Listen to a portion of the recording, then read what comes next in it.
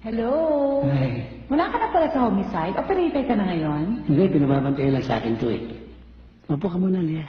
Thank you, John Paul. Thank you.